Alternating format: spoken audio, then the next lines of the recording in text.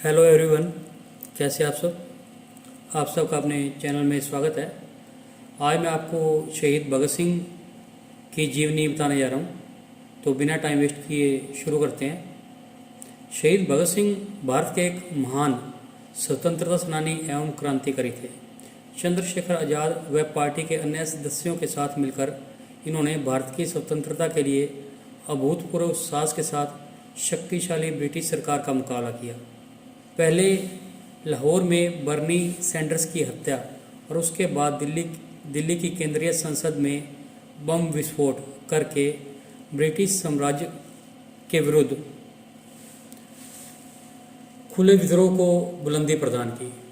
इन्होंने असेंबली में बम फेंककर भी भागने से मना कर दिया, जिसके फलस्वरूप अंग्रेजी सरकार ने इन्हें 13 मार्च 1931 को इनके दो अन्य साथियों राजगुरु तथा सुखदेव के साथ फांसी पर लटका दिया। भगत सिंह का जन्म 28 सितंबर 1907 को प्रचलित है, परंतु तत्कालिक उनके साक्ष्यों के अनुसार इनका जन्म 27 सितंबर 1907 को एक सिख परिवार में हुआ। उनके पिता का नाम सरदार किशन सिंह और माता का नाम विद्यावती कौर था। अब आपको भगत सिंह जी की क्रांतिकारी गतिविधियों के बारे में बताते हैं। उसमें भगत सिंह जी करीब 12 वर्ष के थे जब जलियांवाला बाग हत्याकांड हुआ था। इसकी सूचना मिलते ही भगत सिंह अपने स्कूल से 12 मील पैदल चलकर जलियांवाला बाग पहुंच गए। उस समय भगत सिंह अपने चाचाओं को क्रांतिकारी किताबें पढ़कर सोचते थे कि इनका रास्ता सही है कि नहीं। गांधी जी का असहयोग आंदोलन छिड़ने के बाद वे गांधी जी के अहिंसात्मक तरीकों और क्रांतिकारियों के हिंसक आंदोलनों में से अपने लिए रास्ता चुनने लगे। गांधी जी के असहयोग आंदोलन को रद्द कर देने के कारण उनमें थोड़ा रोष उत्पन्न हुआ, पर पूरे राष्ट्र की तरह वो महात्मा गांधी का सम्मान करते थे। पर उन्होंने गांधी जी के अहिंसात्मक आंदोलन की जगह देश के स्वतंत्रता के लिए हिंसात्मक क्रांति का मार्ग अपनाया। उन्होंने जुलूसों में भाग लेना प्रारंभ किया तथा क्रांतिकारी दलों के सदस्य बने। उनके दल के प्रमुख क्रांतिकारियों में चंद्रशेखर आज़ाद, सुखदेव, राजगुरु इत्यादि थे। काकोरी कांड में क्रांतिकारियों को फांसी व अन्य को कारावास की सजाओं से भगत सिंह इतने उग्र हुए कि उन्होंने अपनी पार्टी में नौजवान सभा का हिंदू रिपब्लिकन एसोसिएशन में विलय कर दिया और उसे एक नया नाम दिया, हिंदुस्तान सोशलिस्ट रिपब्लिकन एसोसिएशन। अब आपको बताते हैं असेंबली में बम कैसे फेंका गया।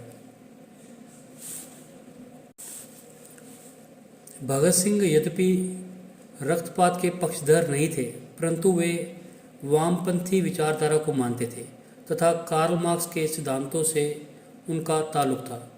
उन्हीं विचारधारा को आगे बढ़ा रहे थे। यद्यपि वे समाजवाद के पक्के पोषक भी थे, कालांतर में उनके विरोधी द्वारा उनको अपनी विचारधारा बताकर युवाओं को भगत सिंह के नाम पर बरगलाने के आरोप लगते रहे हैं। कांग्रेस के सत्ता में रहने के बावजूद भगत सिंह को कांग्रेस शहीद का दर्जा नहीं दिलवा पाए, क्योंकि वे केवल भगत सिंह के नाम का इस्तेमाल युवाओं को अपनी पार्टी से जोड़ने के लिए करते थे। उन्हें पूंजीपतियों की मजदूरों के प्रति शोषण की नीति पसंद नहीं आती थी। उस समय चूंकि अंग्रेज ही सर्वे सर्वा थे तथा बहुत कम भारतीय उद्योगपति उन्नति कर पाए थे, अतः अंग्रेजों के मजदूरों के प्रति अत्याचार से उनका विरोध स्वाभाविक था। मजदूर विरोधी ऐसी नीतियों को ब्रिटिश संसद में पारित न होने देना उनके दल का निर्णय था। सभी चाहते थे कि अंग्रेजों को पता चलना चाहिए कि हिंदुस्तानी जाग चुके हैं और उनके हृदय में ऐसी नीतियों के प्रति आक्रोश है। ऐसा करने के लिए ही उन्होंने दिल्ली की केंद्रीय असेंबली में बम फेंकने की योजना बनाई थी। भगत सिंह चाहते थे कि इसमें कोई खून खराबा न हो और अंग्रेज़ों तक उनकी आवाज़ भी पहुंच जाए। हालांकि प्रारंभ में उनके दल के सब लोग ऐसा नहीं सोचते थे, पर अंत में सर्वसम्मति से भगत सिंह तथा बटुकेश्वर दत्त का नाम चुना गया। निर्धारित कार्यक्रम के अनुसार अप्रैल 1921 को केंद्रीय असेंबली में इन दोनों ने एक ऐसे स्थान पर बम फेंका जहां पर कोई मौजूद न था, अन्यथा उसे चोट लग सकती थी। पूरा हॉल धुएं से भर गया। भगत सिंह चाहते थे तो भाग भी सकते थे, पर उन्होंने पहले ही सोच रखा था कि उन्हें दंड स्वीकार है, चाहे वह फांसी ही क्यों न हो।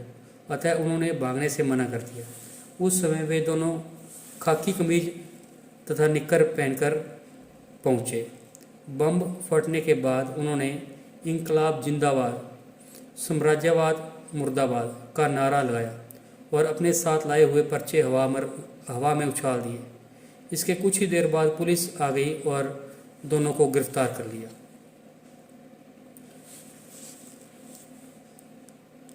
अब आपको भगत सिंह की फांसी के बारे में बताएंगे। 26 अगस्त 1930 को अदालत ने भगत सिंह को भारतीय दंड संहिता की धारा 129, 302 तथा विस्फोटक पदार्थ अधिनियम की धारा 4 और 6 एफ तथा आईपीसी की धारा 120 के अंतर्गत अपराधी सिद्ध किया।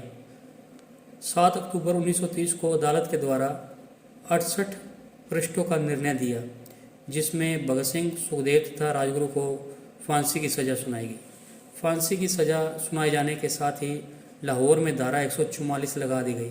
इसके साथ भगत सिंह की फांसी की माफ़ी के लिए प्रिवी परिषद में अपील दायर की गई, परंतु यह अपील 10 जनवरी 1931 को रद्द कर दी गई।